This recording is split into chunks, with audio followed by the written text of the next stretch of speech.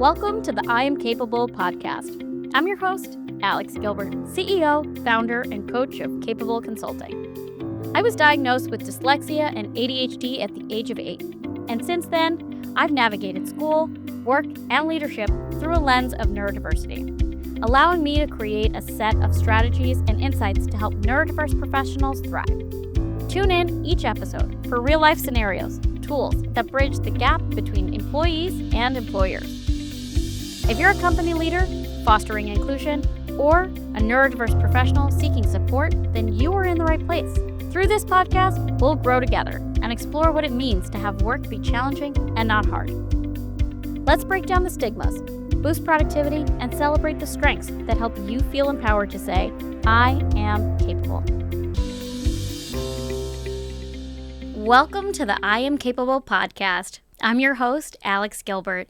I am so excited you're here. I feel like this has been a lifelong dream to be able to support adults who have learning disabilities and ADHD and be able to do it in a platform that not only can you see, hear, but participate in a way that really feels comfortable to you.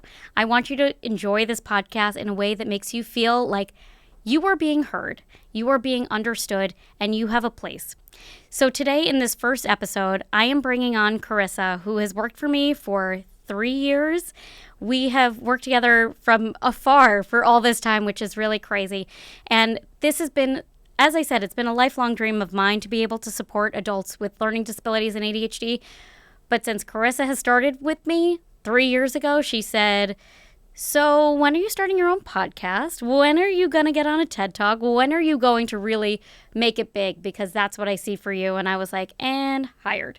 So I'm really excited that Carissa is here with us today to help you get to know me, help get to know yourself in terms of learning disabilities, ADHD, and figure out a way how we can bridge the gap between employees and employers when it comes to neurodiversity. So Carissa, thank you so much for being here, for all that you have ever done for me in the last 3 years, but especially today. I have very much appreciated your support. And that's something that we're going to be doing in every episode. I'm going to be bringing in my team members, and I'm starting with Carissa. And welcome, Carissa.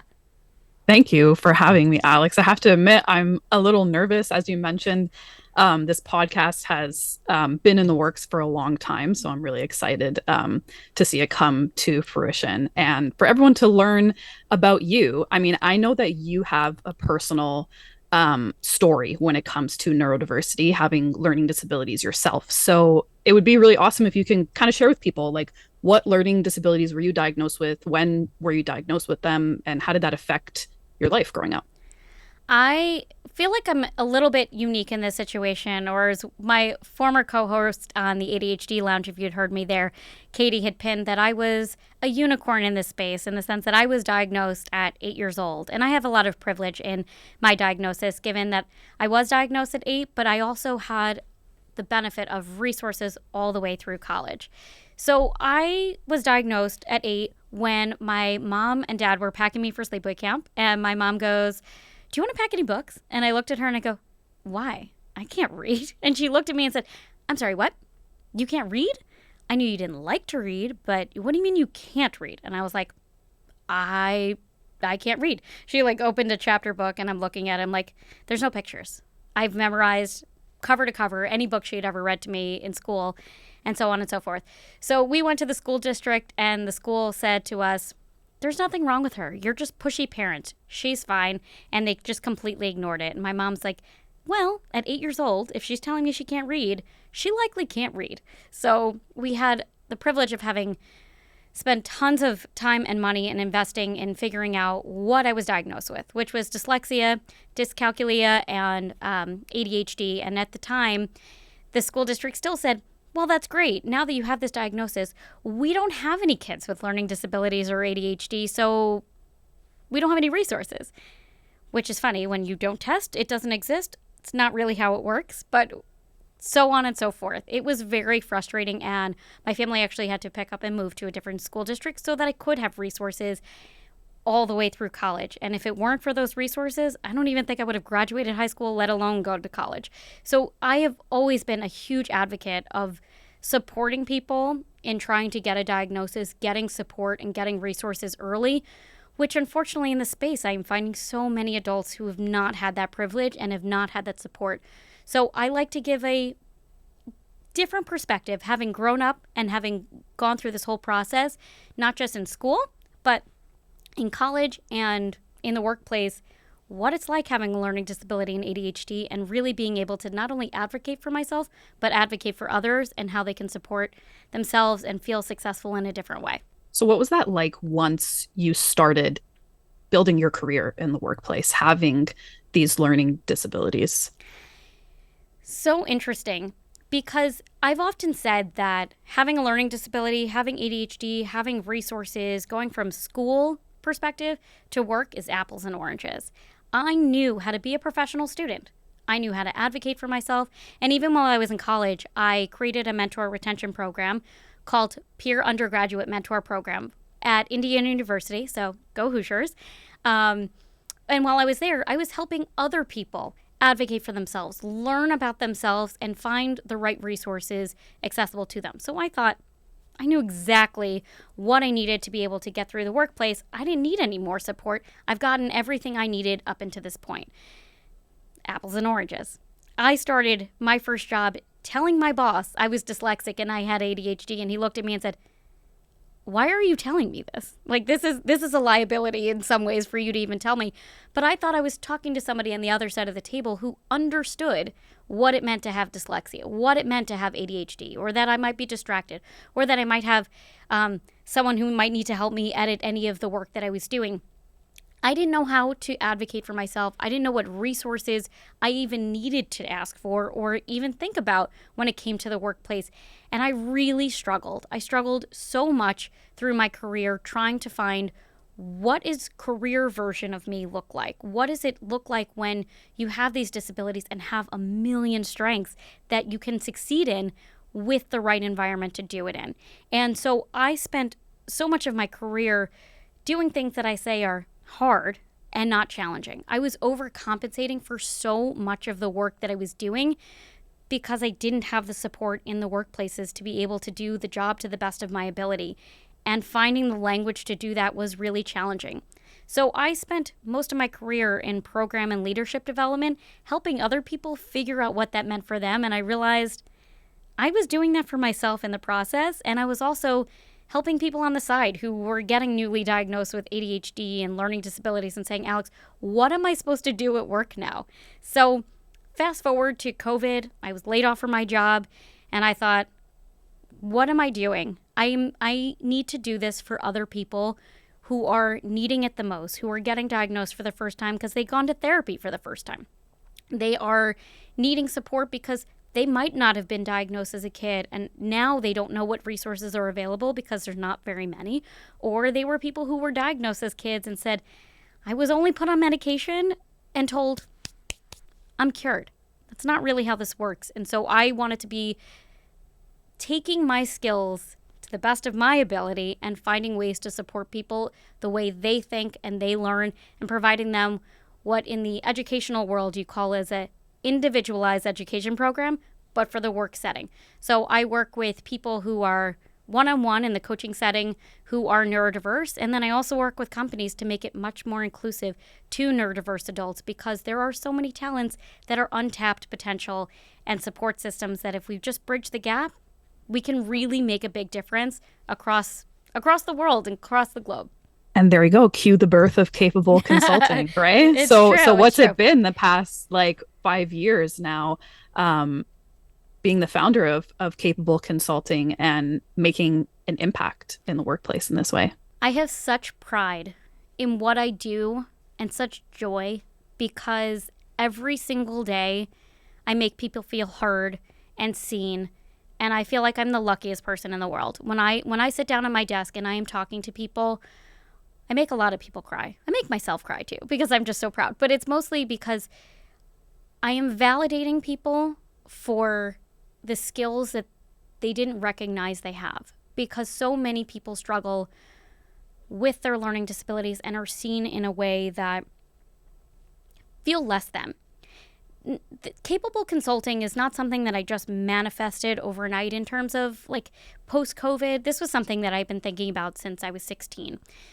I was studying for the SATs, and I will tell you, yes, I did go to Indiana, but I had bowling scores higher than my SAT scores. And this SAT tutor told me that because of my learning disabilities, because of my SAT scores, I was really going to amount to nothing. And I looked at her and I said, why? Why? She goes, because on paper, you're not much of anything. Your scores are low. You have this, this type of disability. It's very clear in your paperwork. And I was like, you know what else is there? The fact that I was a president of this club, that I was a leader of this club, that I was on the board of that one, that I have been consistent member of so many different things. That's also there. There are my strengths. That has value. And not only did I graduate from Indiana, but in the 4 years that I was there, when I created that peer undergraduate mentor program, I took people with me to graduate and support them throughout the process. Graduated in 4 years, got awards from the city, the state, the university. It was such a big deal. And I was nominated for this senior award that was only nominated for 7 students out of 7,000 graduates.